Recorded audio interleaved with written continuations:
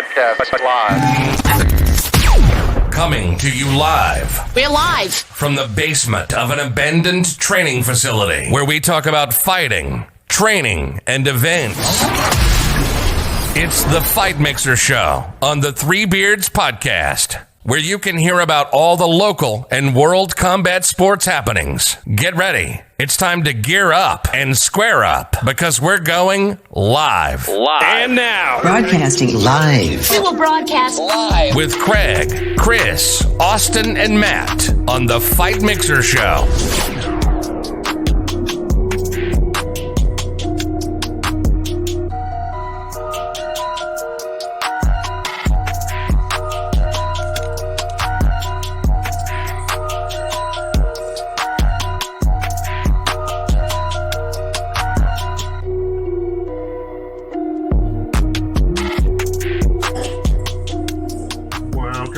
Mixer Show on the Three Beards Podcast. My name is Craig. Alongside me is Austin, Chris, and Joe the Nose Woke out of Manhattan, Kansas. And it is our distinct pleasure to welcome to the show Mr. Lex McMahon, COO of Titan FC.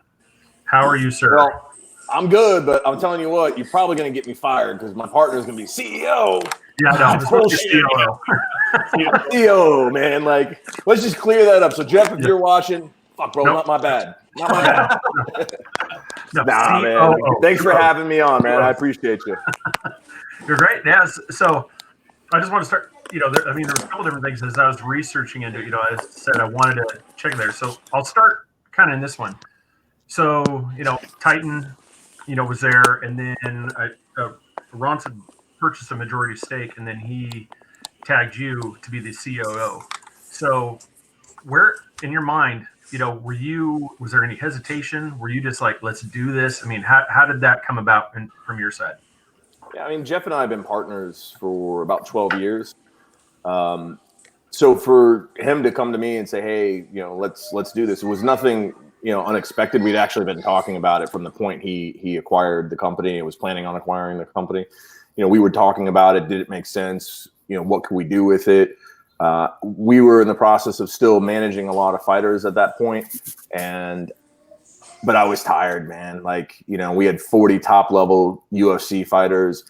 I was gone 3 weeks out of the month, sometimes 6 weeks straight, did it for 5 years. And finally I was just like, man, I'm burnt out, and the last year that I was doing it at that pace, I missed pretty much every significant event and holiday with my family. And I told him, I'm like, brother, I can't keep doing this. It's just not, as much as I love it, I don't love it enough to sacrifice my family. And he understood, and he goes, well, I got an idea. And he'd actually tried to acquire Strikeforce, but turns out Dana and the Fertittas kind of had deeper pockets. So, but he'd always wanted to have a promotion. So, the opportunity came up for him to acquire it, and he did. And, pretty much from the beginning, we knew that I was going to come in and handle the operation side of things. Nice. It definitely looks like, not only just the photograph, you and Dana there together, it looks like you guys seem to have a really good working relationship. And in a way it kind of showed too, with the fact that your guy, Rivera, he kicked some serious butt. You know what, man? Literally, he had about, less than 24 hours notice. Yeah. He had to cut weight. He had to drive all the way up to Jayville, to go see everybody, and get checked in, do his medicals, do all that bullshit, and do it all in less than a day. And he was able to go in and still acquit himself very well, a weight division up. Yeah. He's a stud, man. He's a warrior. And I sent him a message. I said, Erwin, this is your opportunity. Go in and fight for your family, man. And we talked afterwards, and I said, don't ever think about holding your head anywhere up but except very high, because you put on a great performance. And I'm proud, of you, but I guarantee you that Dana was impressed by what he saw. He understood the situation. This was an opportunity to get in and earn your stripes, and he did that. Well, yeah, how could you not be ashamed of that thing? You come in on short notice. You were outreached, out height. This thing was, just on paper, you look at this, oh, this is going to be a kill. And then you look at this guy, he's holding his own. Yeah. 100%. I mean, I was talking with a couple people, and even me and Austin were talking that night, and he's like, dude, this guy's from Titan. I'm like, man, Titan has got to be absolutely loving this, because they're like, this is our product. We showed up last second here. Here's this guy. And not only is he making us proud, he's making himself look amazing out there in that octagon. 100%. But here's the thing, man. Like, we've put in now, I think Irwin was like 87 fighters that have gone into the ecosystem of the UFC. So UFC Contender, Ultimate Fighter, and looking for a fight. So, that's in the past 4 years. So that's, Josh, back when you were doing, tons of guys that went in from, your era, Rumble and all those cats from, who were fighting over in Kansas City. But, since we've had it, it's like 87, cats that have gone in. And I think that's a pretty impressive number. And there's a lot of big name guys that have gone in and done well. And, some have gone in and gone out, as is kind of par for the course. But everybody's gone in and done incredibly well, or at least acquitted themselves well. That's awesome. Now, Chris, like you said, you're up in Jacksonville. I mean, how was the buzz around town as you were walking around with your family? I mean, was there a lot of people talking on the streets, about UFC kind of being in the area? Yeah, a lot of people was talking. I mean, a lot of people tried, downtown was pretty dead, but a lot of people was kind of sticking and moving, trying to figure out what was going on, if they could possibly make a way in there. Sneak in. I'm a janitor. I need to get in there. Yeah, that's what happened. Oh, man. No, it's, and then one, like I said, the other side of what to talk to you about too, it's like a whole different spectrum. I'm just doing the research. And then I looked at that. I'm like, get out of here. His dad is Ed. Yeah. I was like, he was a hell of a dude, man. I saw that thing, and I mean, immediately flashed back, and I was just thinking, without getting into like the whole celebrity side of it too, it's just like for your, because you're talking about, how you look at it and making time for family. Is that one of the things that kind of went in your place? Because I'm sure, Ed was constantly having to go do things, especially with the Tonight Show. Yeah, no, I mean, he was constantly on the go. I mean, he was a guy that was really kind of at the top of the entertainment game for a long time. And, but he prioritized family, and, he kept drilling into me that, if you're not going to be a Marine, which we both, had the privilege of serving as, because if you're not going to continue to be a Marine, then get out and find something that's going to fulfill you just as much. And that was, that's been my mission. And, man, I've done a lot of different things over the years, but for sure, once I got into mixed martial arts and, being in this business, which I've been in for, about 12 years now, it is, it's something that definitely fuels the fire. It's the wild fucking West, man. It just is. And if you can't get motivated by going and hooking and jabbing and trying to figure this shit out, then this isn't the right business for you. But I love it. Besides your fight, what was the other fight that you were most interested in on the fight card from Wednesday through Saturday? What was the other fight you were most interested in? Man, I mean, there was a lot of great fights over the past 8 days, 9 days that the UFC came to town and put on cards. I think from a sentimental standpoint, I mean, just this last card, we had 4 Titan alum on the card. We had Dan IG, we had Irwin stepping in, we had Walt Harris, and now I'm blanking on the last one. But we had 4. Michael Bieza. So we had 4 guys on that card alone. But Walt is somebody that I know really well, and obviously his story is something that is profoundly sad. But I was profoundly proud to see him step in and do what he did. It wasn't easy, and honestly, he was in the position where he was so close to winning. But as soon as he didn't get the finish, I had a feeling that was his kind of moment. He had spent his load, and he was in for a tough rest of the night. And unfortunately, that's the way it played out. But that was the fight I was most excited for, because I was praying for him, man. I had my hands crossed, sitting on the edge of my seat, hoping he could do it. Just to get a little bit of closure and move forward. Yeah, it would have been nice to get a nice win for some closure, but he kind of got pounded. I mean, it was. Alistair's a killer, dude. I mean, listen, look at Alistair's resume. You know, I mean, to be honest, you know, I mean, he may be 40, but look at the people he's fought and beat. He's got a resume, no doubt about it. And at 40, he's jacked. I'm not going to talk about why and how he's jacked, but he's jacked. You know, that's what I was talking about. Was like, you know, I feel bad for Alex. You know, for Walt, his head, he's gonna beat his ass. I'm like, maybe his head's not in the right spot, and you kind of saw that. Like he was ready to fight, and like you said, he lost it, and it's like he just lost it all. His mind went somewhere else, and then he's like, it's over. You felt bad. You really did, man. Let me tell you something about fighting, man. Finishers don't win decisions, right? So like if you hit the gas and try to put somebody out and it doesn't happen, you're about to be in for it almost every time, you know. And that's what happened. We saw that with Anthony Smith and Glover. We saw it with Walt and Overeem. But you know, no fighter should ever be ashamed for hitting the gas pedal, man. Like he had a really close. He was really, really close to finishing that fight. And so, agreed, man. Agreed. I thought for sure he was a punch, maybe 2 punches away, and it just didn't. You know, he just didn't get there. But you can't change your style. You can fight smart, but man, like you said, brother, if you're a finisher, you know, you got to go. You got to go for it. And you know, and the really exciting fighters, guys like Cowboy Cerrone, you know, Matt Brown, you know, all those kinds of Robbie Lawler, they're finishers, and you know, you live and die by the sword. For sure. Yeah, my record would be so much different. I could have played a lot of fights safe, but you know, I have either 20, I can't remember, 20 or 21 wins as a professional. I've only one of those is by decision. The rest are all by first round finishes. And the ones I lost, most of them, I was kicking the shit out of the guy and couldn't finish him, and then got my ass kicked when I got tired. You know. Well, I'm going to tell you right now, with hearing that, I think we fucked up. You should have been fighting down here, brother. Damn. He said he'll still come if he make his meat move. He'll come. My jiu-jitsu instructor's in Florida. I'll come out anytime, man.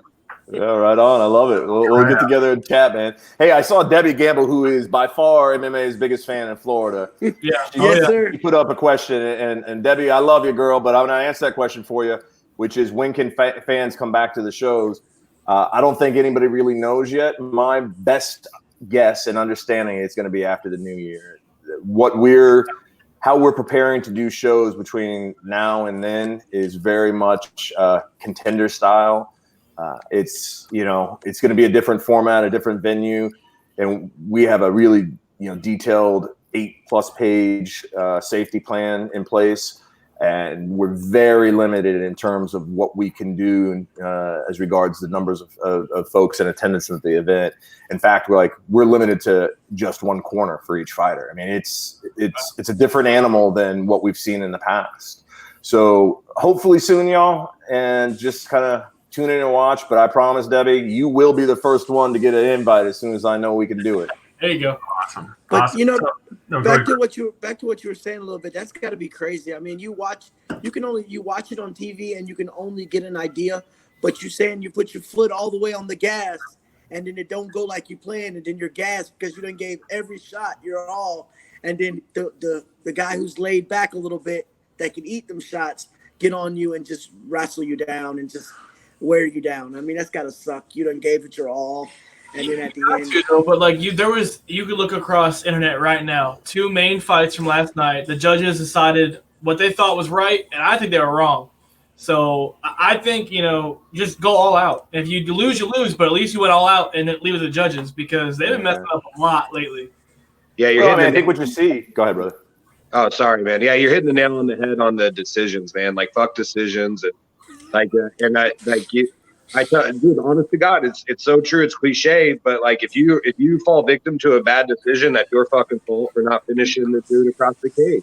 And so that's how my mentality was always like that with fighting. And then the other side of the coin that's weird is that a lot of guys that if you fight a guy with that style, they'll go, well, just all you got to do is weather the storm. Those are the terms, play it safe at first, weather the storm. But then you got a guy fighting on his back foot, and he's easier to finish.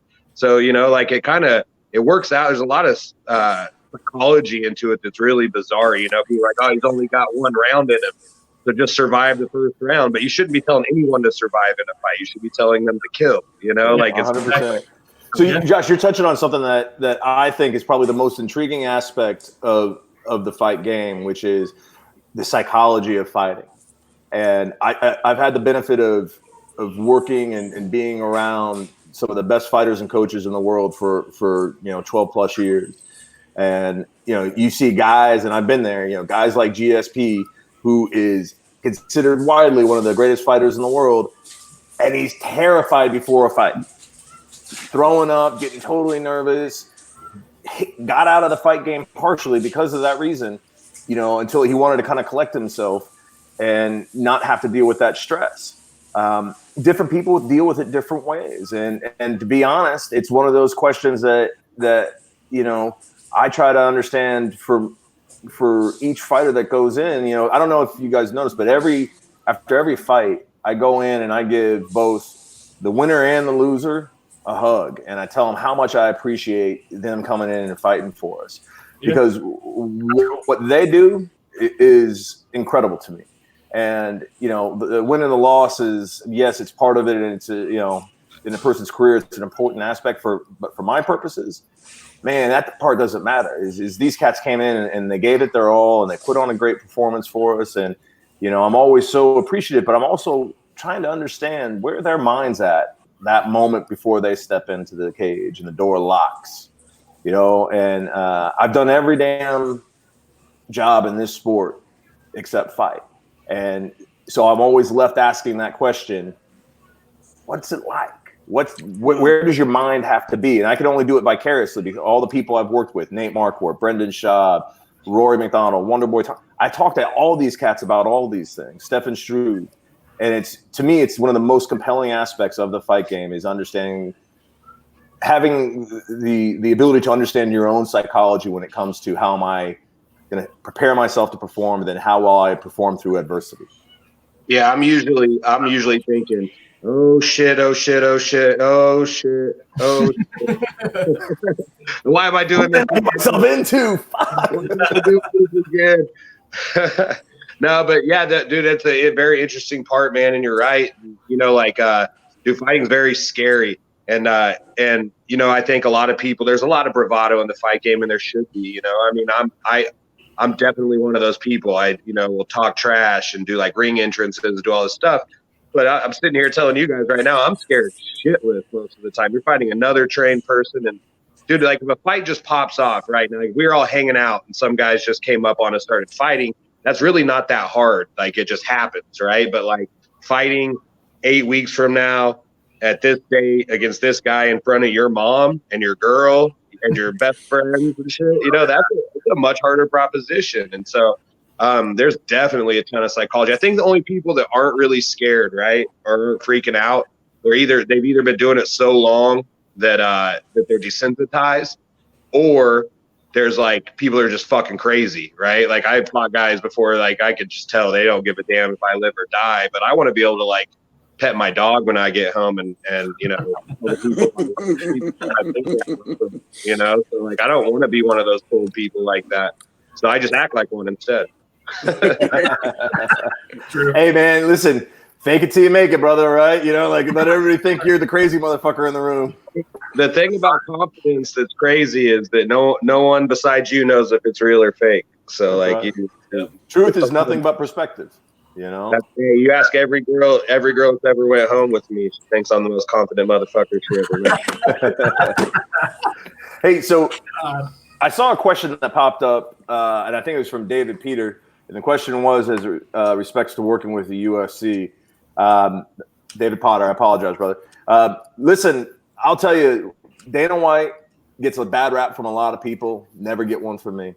That dude has done everything he's told me he would do. When we've negotiated, it hasn't always been easy, and we've, definitely battled it out on points. Like the first time that Titan signed, I called him up and I said, hey, brother, I think we need to, move over to Fight Pass. I see you guys have this digital product now. And at the time, I think it was only Invicta that was on it. And he's like, I love it. You guys are honestly the number one, promotion. We wanted to get signed over. Let's do it. Talk to my people. 7 fucking months later, I'm like, yo, I finally called him up. I'm like, Dana, like, this is not going to happen, man. They're bullshitting. Like, let's put a real deal together to make it, make sense. He said, okay, give me a minute, man. And 2 weeks later, I was down in Mexico City signing the deal with him. and because he got back involved and made it happen. And I've known the guy for 12 years. I'd say it took me a couple of years to develop a rapport and a relationship with him. But since then, so over the past decade, he's never once let me down when he told me he was going to do something. Not one time. That's Is awesome. he emotional? Sure. Does he say some outlandish, crazy shit? Sure. But I'll tell you what, I don't ever have to guess what's on his mind, and I don't have to doubt whether or not he's going to do what he says he's going to do. So, David, I will tell you, from Dana on down, in my book, working with you, that's not because I'm partners with him going in, through our second contract now and getting ready to work on our third contract with him. I'm doing a third contract with him because I'd much rather be partners with 800-pound gorilla than trying to dig into my pocket and my partner's pocket, trying to figure out a way to fight them. That's just stupid. It's not going to happen. You're not going to outspend Dana White and William Morris and Dever. Like, it's just not going to happen. So be strategically aligned with them. And, they've been, honestly, from Dana on down, they've been amazing. And so I'm thankful for that relationship for sure. And that, we were talked about it earlier. That showed. Just with how, your guy going in there and showcasing your guys' product really well. That was one, I wanted to bring up the Fight Pass anyway. So your card on the 29th, that's going to be on Fight Pass, correct? Yeah, 100%. We're definitely going to be on Fight Pass. What we're looking at is probably one fight a month through the end of the year to kind of pick up. We had to cancel one show. It was supposed to be postponed and moved from April 24th to May 29th. It was supposed to be in the Dominican Republic. Well, because of the pandemic and all the various restrictions, neither one of those things occurred. So when Governor DeSantis opened up Florida to sports, I was putting a safety plan together and I actually sent Dana a text saying, "Hey, brother, this is the governor just opening up." And he was essentially like, "Yeah, dummy, I know, but that's okay." He's got a bunch of people that are down here doing this too. So, so we're looking forward to having all of our shows on Fight Pass for the balance of the year. Like, I'm not doing a show if it's not on Fight Pass. It just doesn't make sense economically for me to do the product the way that we do it, and have the level of fighters that we have. Even the kids that are like 1-0, they're tough kids, and I'm not paying them just ticket money to show up. I'm paying them money. I'm taking care of them. We try to do things the best we can, and then we promote and produce a good show. So, we need to be on Fight Pass in order to continue to do our shows. Yeah. With you creating opportunities to fight and stuff, I'm trying to be an amateur fighter. I have no experience at all. Hopefully next year I'll try to start fighting. What are you looking into as a fighter to bring you on Titan and stuff like that? Man, like, I'm fortunate in that because of, the work that was done by Joe Kelly when he owned Titan, and Joe and Scott Cutbirth, who actually worked with us after we acquired the company for a while. And I still consider both Joe and Scott friends. Probably one of the greatest trips of my life was with them in Costa Rica, and I'll never discuss it again beyond that. But they're amazing dudes, and they really laid some solid groundwork for us. And since we've taken over, so we're on CBS Sports, and then now going into our third contract with Fight Pass, we've built a brand. And so people come to us, and because we're here in South Florida, we've got some of the best fighters in the world because you've got so many amazing gyms here.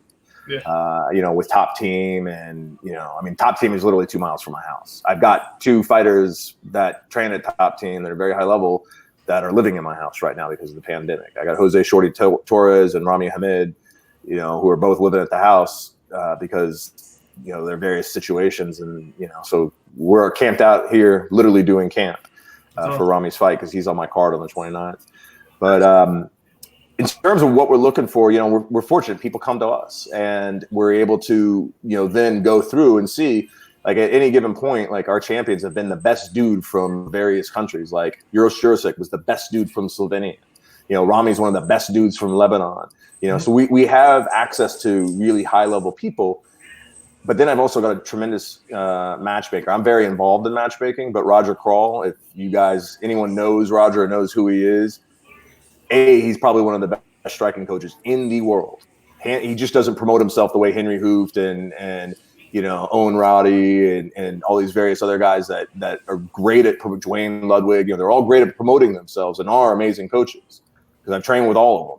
But I think Roger's probably the best coach, and he knows everybody, and he was a fighter. So he's got a unique perspective. But if you have a brand and everybody knows, you really don't have to promote that brand. If you say he's the best, I would go with your take. He's the best. So people already know about him, so they're going to come to him off his name. He don't have to promote much at all. Well, the cool thing, it's just talking about the best. I mean, Roger is.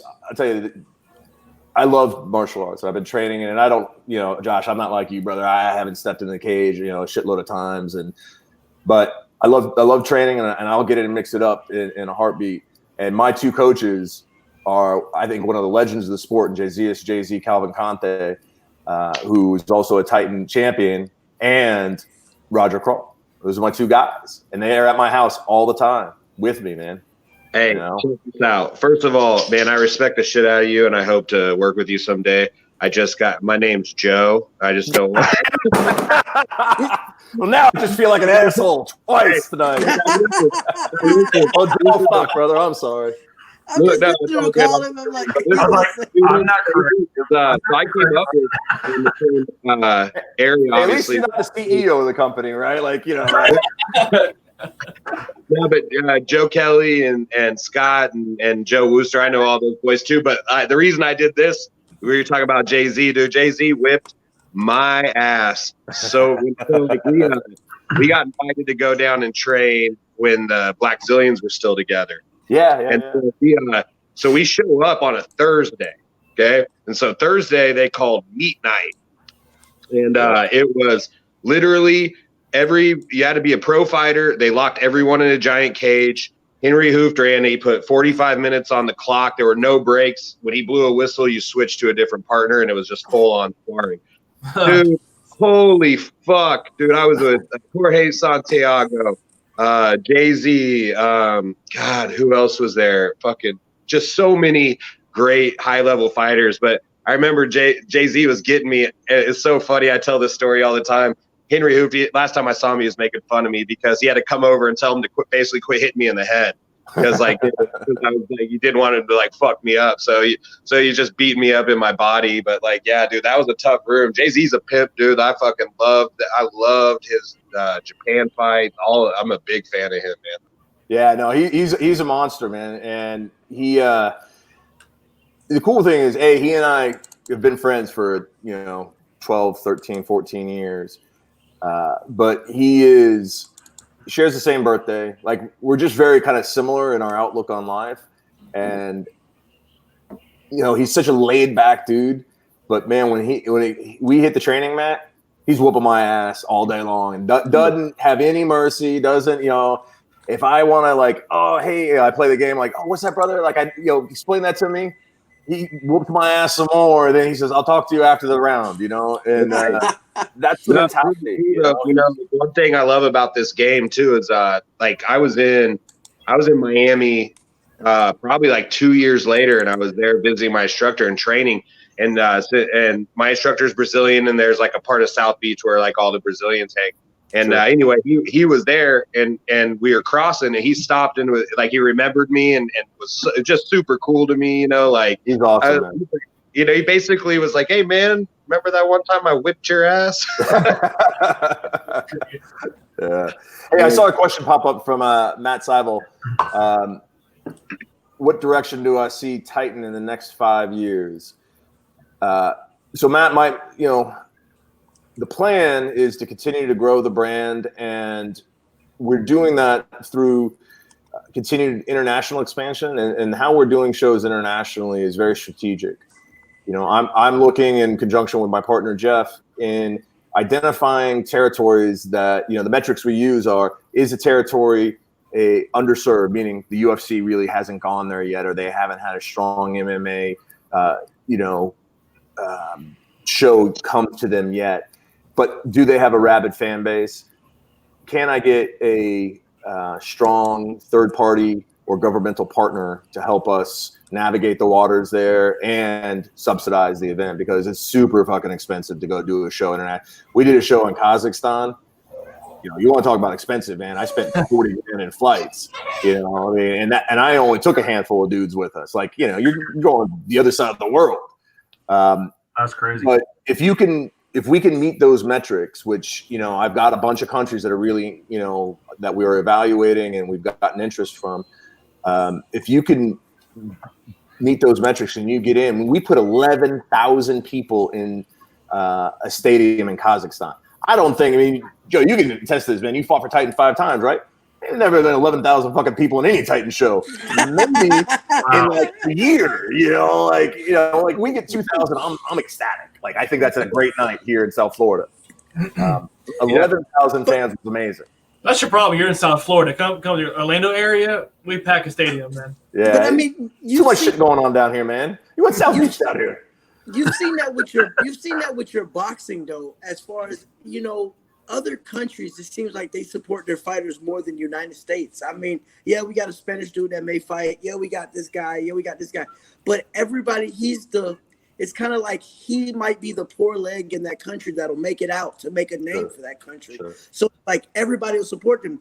If the ticket sells is $5, they'll save that forever just to come to that stadium. I mean, it's a lot of money to them, but, you know, it's like there's more support for a foreign fighter than there is for a U.S. fighter. They'll try to get over to the U.S. to see him fight. It's just, I don't know. I just feel it's a little different just looking at MMA. No, I think you're 100% right, brother. I mean, you really are. I mean, even with the UFC, when UFC has gone to a new market, you know, I've been fortunate to, you know, be at tons of those events because of the days when I was managing tons of guys.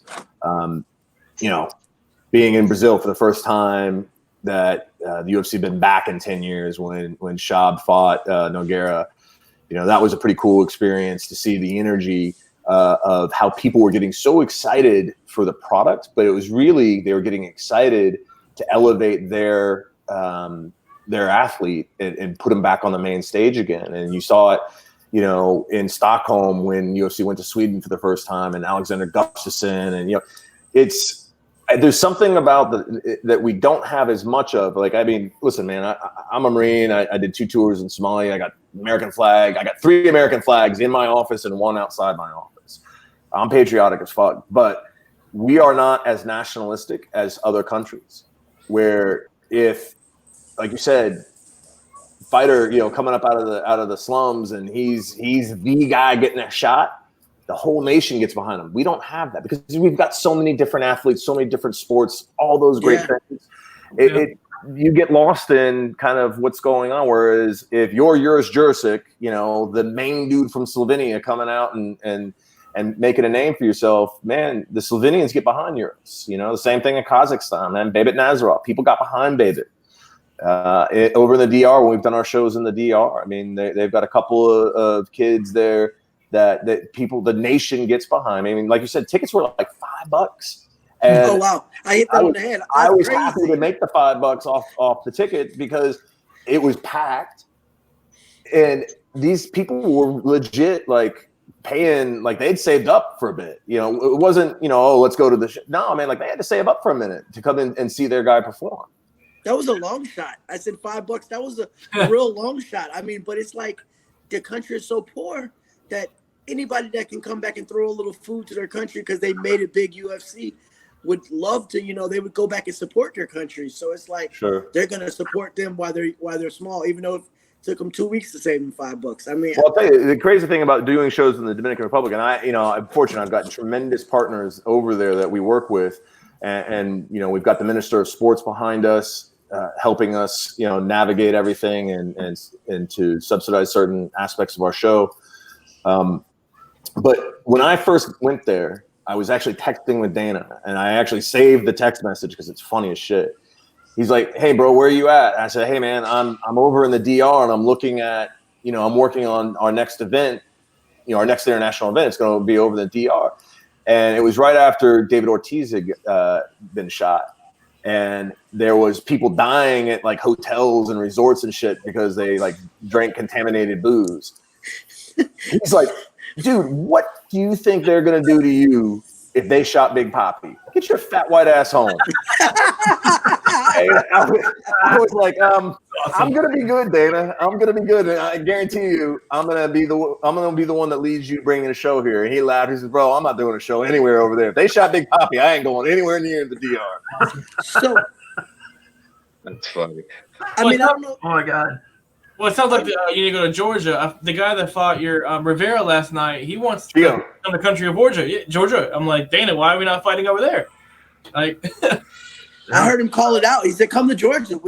That's a sure sellout. Here's the thing: is in countries like that, and people don't know how these deals get done. Yeah. UFC isn't going into these countries and breaking off a shitload of money. They're being invited in by the government, and they're working in conjunction. Not that they don't spend a lot of money to do their shows; they do, but they get a ton of support by the governments when they go into a country where they haven't gone before. And there's an opportunity to showcase the country to the world and the athletes. And I when we do our shows, when I make my pitch to various people that we're going to potentially partner with, I say, listen, my responsibility is to showcase the country, showcase the culture, its people, and most importantly, its athletes. If I do those things, you're in a better place. And that's why you're going to pay me to come, or you're going to help me get the right deals in place to do this thing. And that's their motivation. And so it's no different when I do it than when you get Dana and the UFC, who are so monumentally much larger than we are and can cast a much larger net. But their potential partners are looking for the same thing, which is, can you help us shed light on our country, our culture, our people, and our athletes? Yeah. You don't smell, man. It's all right, man. I see you over there. You're like, what the? I was looking at which side. I forgot I have the Titan logo tattooed on me. No shit. There it is. The OG one. You got. Now I really feel like an asshole. You gotta get. Didn't have you fight for me. Called you the wrong goddamn name for like 10 minutes. This motherfucker Josh got the Titan tattoo logo.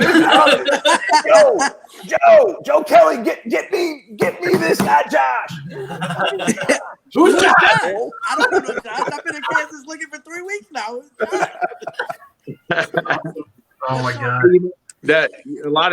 Some of the stuff that you guys, so you guys are just hitting the nail on the head on a bunch of this good stuff. But the foreign countries supporting their guys is crazy. One of the most beautiful things I've ever been involved in my life was that I was at Aldo McGregor in Vegas, and the Irish shut Vegas down.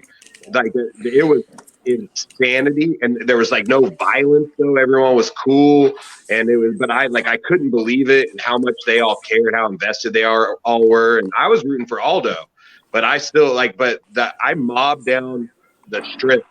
They shut the roads. They were in the road. You couldn't even get cars up and down because the Irish were all just going crazy and chanting and acting nuts. It was really it was the most powerful sporting thing I've ever been around in my life. I was really, really blown away. Yeah, that's awesome, man. I think listen, again, I'm super patriotic. I'm so proud to be American, but I think there are things that we miss. And I think a true appreciation of sports, we don't get it the way other countries get it, man. It's life and passion. Yeah. And I know I'm pissing a bunch of sports fans off in the States, but man, go to another fucking country. Go to Europe for a soccer match, or Brazil for a soccer match. Crazy. I fell in love with soccer. I hated soccer. It's the most boring game in the world, right? I fell in love with that damn sport when I was in the Netherlands, in Amsterdam, and the Dutch played the Germans at the Euro Cup 1994, I think it was. Everybody in the street was dressed in orange. The whole country shut down to watch these two teams play, and they played to a 1-1 draw. And you would have thought that it was Christmas, New Year's, happy birthday, all that shit rolled up into one, because everybody was so excited. I'm not talking there was a group of dudes hanging out oh, it's good. No, the whole country. People with their face painted orange, wearing orange clothes, everything. I'm like, man, if that's the level of passion people put into this sport, I'm clearly missing something about this sport. I'm gonna make. I'm now a huge fan. Oh yeah, Go, Chris. I'm gonna make some ladies mad with this comment. I heard what you just said. Valentine's Day need to be the new MMA holiday. Okay, all the Debbie Gamble, she would say yes because she's the best MMA fan in the world. If we had 1 million Debbies in the United States, every MMA event would be sold out. Yeah, it's funny you said that. I talked to Austin, months ago, and I was telling him about when he was starting to really get into soccer. I'm like, you don't understand it. Here, football, anything, you lose, your team loses. Everybody's like, yeah, you talk a little, between people. I go, people are getting killed across, in other countries. I go, they have full-on fights. I mean, at a bare minimum, you see people weeping in the streets and, like totally just emotional. But yeah, it's a different animal. And I think when you translate that to a sport like MMA, which is very visceral, it's very, very real. And you inject that level of passion to it, it's people just lose their minds, man. Like, again, I go back to 11,000 screaming Kazakhs for a Titan event. Like, oh, yeah. I mean, can you imagine that passion, like if we're in for soccer, if it was Conor and Khabib fans? Yeah. Oh God! I mean, it would be a riot. That's why that fight's gonna be so. Fights like that are such a big deal is because of that. Like, I mean, that's exactly right. The passion's there for certain fights, not just the hype of an actual fight, but like countries' passions. Yep. Yeah. No. So besides the 29th, what do you have coming up? I mean, is there anything you can announce? Is it announced yet? Because I know you got the 29th. Is there another one coming up fairly soon? Yeah, I mean, June 26th. I mean, we're literally one show a month, kind of at the end of each month now. I don't have my July date yet. I'll get it really soon. But fuck yeah, let's do it, man. Yeah. Absolutely. Let's do the broadcast, the weigh-ins all day long, man. I'll figure it out. I just got to double check with UFC and also my production guys just to kind of see what we need to do. But I'm all for it. Happy to do it. Yeah, I'm gonna go back to Justin's comment too. I'd love to be the intern for Viking intern. Yeah. Great. At least till I don't know if you guys saw it. We had an intern that, like, family friend. My mom calls me up and she's like, honey, we got this friend, and Madeline, she's really great, and her godson, and I'm like, Ma. She goes, well, he just graduated SC, and he's a huge fight fan. Could you please? I'm like, fine, whatever. he rolls in, and the kid was super cool. Like, within probably, like, I had already kind of committed to letting him be an intern, but within the first, probably 40 minutes of him sitting in my office, I said, hey, brother. Oh, no. Oh my God. I'm not going to even go there with the Lewinsky comment. Exactly. What? I said, hey, brother, I hope you have a passport with you because we're getting ready to go to the Dominican Republic. And he got himself all set up, and I let him crash my room with me. And the kid had the greatest time of his life. That's how he started his internship, a 4-day trip to the Dominican Republic. And I won't tell you what a group of people pulled their money to do to help that young man do, but he had a good time. He had a really good time. Yeah, exactly. So, when you say intern, man, like, well, we don't pay shit for interns, but I'll tell you what, you're going to have a good time, brother. It's experience, man. Especially if I'm trying to go amateur, it's just the experience to talk to people and learn stuff. Titan, would you get for sure, the man. ring so For you sure. can fast forward real You quick? want to come down and work on an event, man? Hell yeah. Come on down. We'll hook it up, brother. Awesome. No cigars. Yeah. Justin was just talking there. I said it looks like everybody mentioned that they absolutely love working for you. The people that I've talked to, and which speaks a lot. I mean, if you got just people just out there throwing nothing to gain, they're saying, "Oh, what amazing person you are to work with." I mean, that's a definite tell of your character. Yeah, man, and I appreciate when, like, a guy like Justin, who has an incredible story of his own and works like a fucking dog and has taught himself how to be a camera guy. And, when somebody gives you kind of endorsement that, say, Justin just did, or, other people have done, it shows me that I'm headed the right way. I've made a tremendous amount of money in my days, and I've lost it, made it again, lost it again. I'm a job now where I'm doing it because I love it and I'm passionate about it. And the one thing I learned as a Marine is that true leadership is something that you do out of love. And if you treat people with love and respect, they're going to bend over backwards for you, man. Doesn't mean listen, I've fired people. I've Alex Janelle, who works our back of the house, he's kind of my Burt Watson. He made a mistake one day and I let him have it after the show, but I went back in the middle of the show just because of the heat of kind of what we were dealing with. And I went back to him afterwards. I gave him a hug and I apologized. I'm like, look, man, here's what was wrong. But I was wrong the way I handled it. And, he and I are tight. And, I think if you treat people the right way, man, they're always going to do the right thing for you. And I'm lucky that my team does that for me. Yeah, it's true. It's always been that way. If you're actually pretty, if you come off, you just matter of fact. I mean, some people take it really hard, but I mean, if you actually come out like you just did there, they realize this guy, I know where he stands. I mean, I like working. Well, I love Dana, man. People think he's a D-bag. He's not. He's amazing. Yeah. Which is just that thing. They don't like the fact that somebody puts them in their place. They want to be around the yes people that are just like, oh yeah. No, I mean when you just flat, can we do this? No. It's always.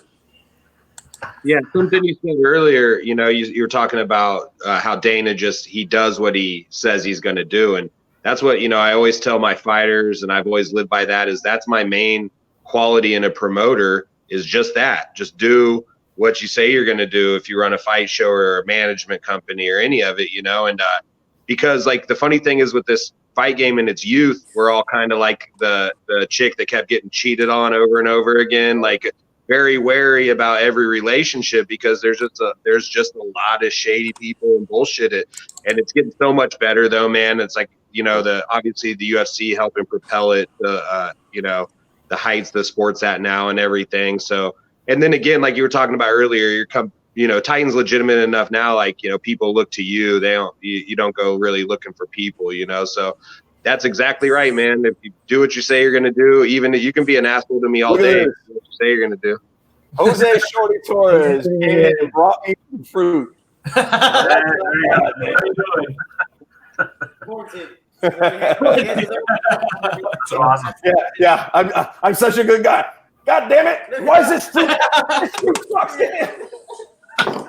Just throw it. Call him Joe too, or Josh. Call him Josh. That's awesome. Yeah, man. I think one of the greatest lines I've seen, Joe, to your point, is a really good friend of mine is a guy by the name of Brian Butler, and he runs Sucker Punch Entertainment, which is definitely one of the top management companies in the game. And Brian has I think it's his Instagram or maybe it's all his social media, headers. He says, "I'm the guy that didn't crawl through the grass to get there." And I think that's very true, especially in the management game. There's a lot of guys, when we looked at this to get involved, there were literally bail bondsmen, strippers, dads, moms, boyfriends, people with zero business acumen handling people's careers. And, you've seen that beginning to change, but it's the Wild West, man. And so when you can find somebody like Brian or, people who really do try to do it the right way, I think that's what's helping to propel the sport as well. It's not just the UFC, but it's kind of the people that are, not in the shadows, but they're not necessarily part of the UFC machine, but they're on the sidelines of helping to grow the business and the sport. And it's gotten a little bit less shady than it used to be because it used to be shady as fuck. Oh man, yeah. I had dinner with Brian Butler one time, man. Really cool dude. And he told me basically what he said was, the reason a lot of people in this sport are like that and they get fucked over is an accountability issue. He told me he's never let a fighter off of their percentage to him one time. He's like, man, I'd have these kids. And I knew that financially it wasn't a lot of money, but you have to hold them accountable to the agreement every time, or every time it gets bent. And he was a really cool dude to pick his brain, man. He really knows what he's doing. He does, and he's a good dude. He's super honest, super loyal, and he's smart. He's done a lot of good thing for his for his clients. And, I have zero problem. I refer guys. I still manage guys, but if I feel it's the right fit, I will send them to Brian. I do it all the time. There's several guys I will send athletes to, and Brian's definitely at the top of the list. I know it. No, it's, Ned, do you still do a lot of stuff with veterans charities and organizations? I do. Absolutely. It's actually, I would say I spend as much time doing that as I do working, to be honest. It's truly, if I didn't have to worry about making money, I would do just the philanthropic work with the veteran community. I absolutely love it. What a lot of people don't know about me is after I was in law school and graduated, and I was studying for the California bar exam when 9/11 hit. And, I'd done 2 tours in Somalia as an enlisted Marine. Now I fast graduated college and law school. And as soon as 9/11 happened, I tried to get back into active service, and I was precluded because of a medical condition. And at that moment, I decided that if I couldn't serve at the tip of the spear anymore, that I would serve those who could. And so it's been the one thing that's actually helped me to deal with the fact kind of that I couldn't go back onto active duty and go defend our country after we'd been attacked. But it also has helped me deal with, the reality of the PTSD that I, unfortunately have been dealing with since, Somalia. And I didn't even know it, and I didn't acknowledge it until, probably 20 years after the fact. So helping others has been cathartic for me. And it is something that I do every single day in terms of my work with the veteran community. I sit on the board of 4 different military veteran nonprofits.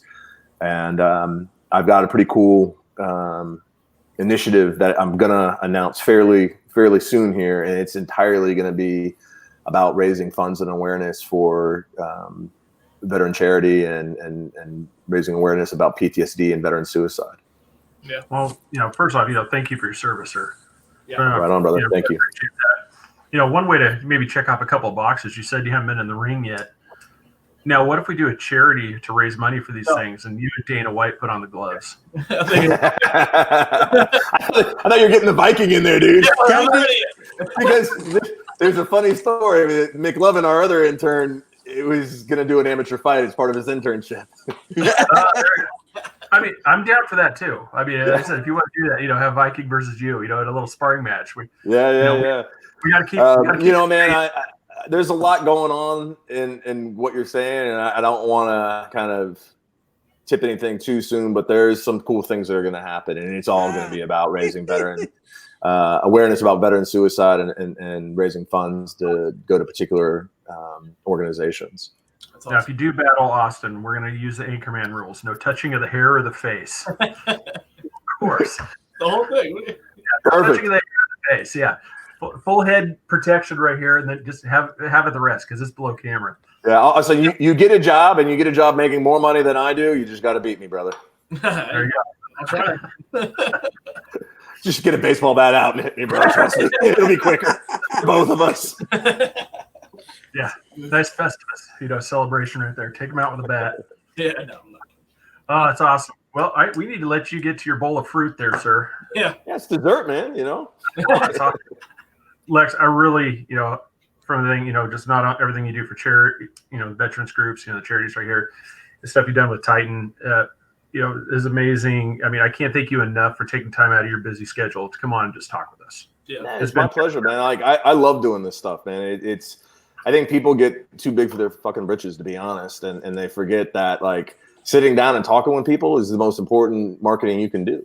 Yeah. So anytime you want to talk about nanny cakes, any of that shit, you let me know. We'll come do it, man. Yeah. Awesome. I know. No, seriously, like for real. Any event we've got, anything, just let me know. If you see us promoting something, tell me, and we'll do it, man. Cool. I mean, there may come down if you're, sometime we're in the area, we may hit you up and say, hey, is there any way we could get a media pass so that way we can at least just come in there and, 100%. cover.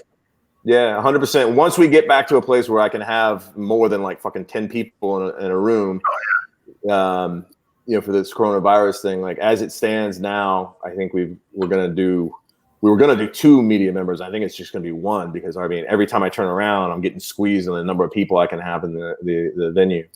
But 100%, man, you guys are always welcome. And, here's to making some jokes and making each other laugh for a long time in the future, man. I appreciate you guys. Yeah, because we can use Austin as the guy with the bleach bucket and the brush, and he can go in there. All right.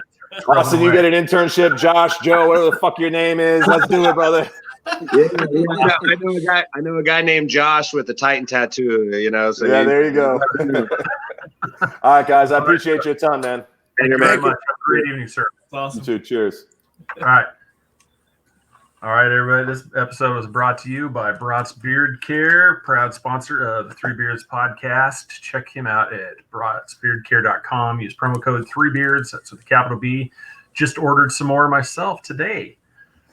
And same thing. We got something coming up, hopefully pretty cool. We're going to get a little tester to see, but we might be able to announce something pretty cool from Brought's here in the coming future. So keep your fingers crossed for that.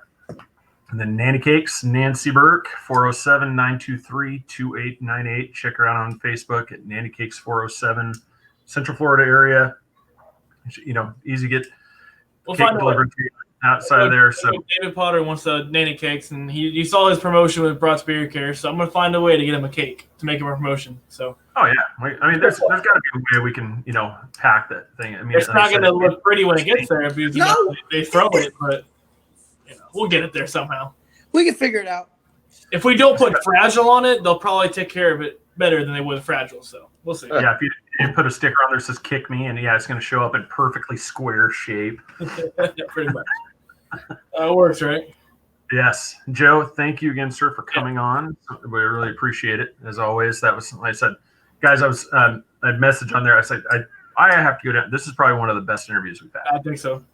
It was great.